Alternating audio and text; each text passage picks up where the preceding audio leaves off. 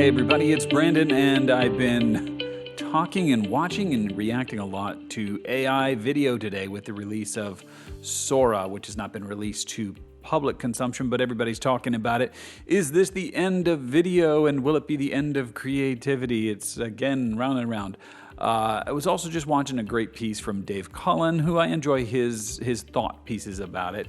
He does have a follow-up on this subject, but he talked about the checkmate idea about human creativity, this idea that a machine was eventually able to beat a chess master. My counterpoint here to that is that even though a machine beat a chess player, we still play the game, because the point of chess is not to win it, but to play it. It's a game that only humans can enjoy.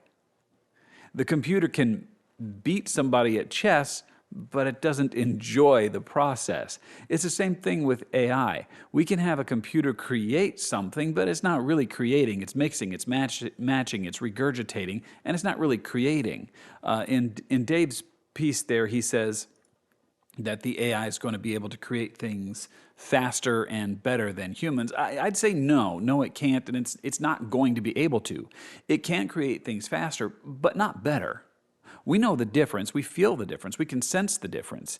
Well, he says, will people just sit there and scroll in VR all day? Well, what do you think they do on TikTok all day? They don't need VR for that. You could turn your brain to mush with a cell phone. You don't need VR. You don't need AI. Will it be more garbage content? It already is garbage content. So yeah, people can make garbage content and people can consume garbage content. That's what they do already. AI is going to make more of it, and people will keep doing it. That's just the type of person who consumes that. The real question is, are you going to accept that for yourself? Are you okay with that? And he says, are these people going to become useless? That's been a big fear and a big question for a long time, saying that the TV is going to make us all into idiots because you don't read the paper. It's always this same fear about people becoming useless and less educated. We know different things, though. We know different things than people used to. Well, you can't read Latin. Okay, I don't need to read Latin. You know, as Dave says, you got younger people who can't read cursive. Okay, that might be a problem, but then again, people who came up with cursive never had the sophisticated computer skills that a young person might have today. Now, there's obviously a huge difference between somebody who can use a computer and look something up versus somebody who knows how to write that. But I think maybe we're a little bit too fearful about the next generation and not giving them enough credit where it's due. I've been guilty of this myself. Get off my lawn. And I've seen a lot of young people reacting, saying, just breaking down in tears, "Grr, this job is stupid. Why do I have to do this? Yada, yada, yada." And people just sort of laughing at them, saying, "Oh, poor sweetheart, you have to work a job." But if you stop and back up and give these folks a minute, you can hear what they're really saying. They're talking about the foolishness of being in the rat race. Folks, we've had books and we've had seminars on the subject of the rat race and getting out of the rat race. They're just getting into it and are reacting to it differently, and they're doing so publicly on TikTok and other platforms, wherever they do things. I really am an old guy, aren't I? But it's the same revelation anybody else had. They're no worse than you or me. They're just being raised in a different environment. What good is it to really cultivate the skills of another generation when those skills are not needed anymore? You're upset because they're not cultivating those skills, but what are they going to give up? They're going to lose step with the generation of skills that they actually need right now. Are you going to have them give up their knowledge of how to type so that they can learn cursive handwriting? Which one's going to be more useful to them? I would argue that a person who's a good typist right now is much more useful and better equipped for the modern world than somebody who can read and write cursive very well. You can type faster on a keyboard and you can read a lot faster. So it's a trade-off, but it's not necessarily a loss. The real problem that I'm seeing right now with the AI tools, and the reason they don't bother me that much, is because even if they get better and they don't screw up hands and things like that, AI tools are still inflexible.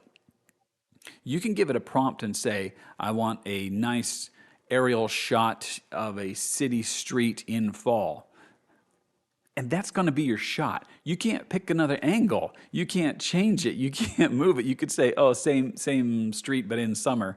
It's not going to be exactly the same thing. You get what you get out of it. And you sure can't change your camera view.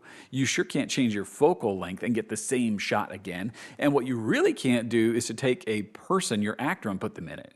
Even if you come up with a nice AI representation, I need an older guy with a gray beard. Okay, you're going to get one of him at one shot, at one pose, in one lighting condition. You didn't create an artificial human being that you can make act for you.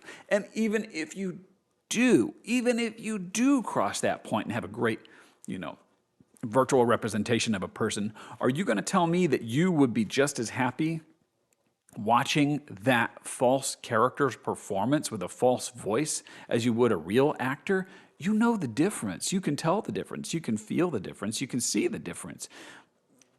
You could absolutely make the argument that we get into a territory of good enough because there's a huge market for what is good enough.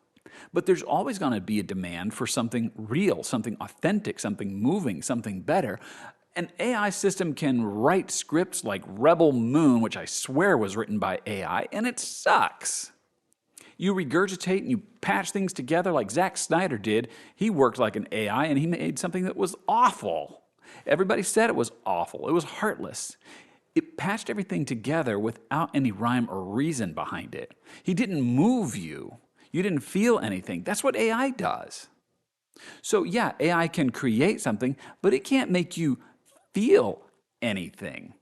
It can't impact you the way that you want to be impacted. It's not just a matter of creating moving images on screen that look good.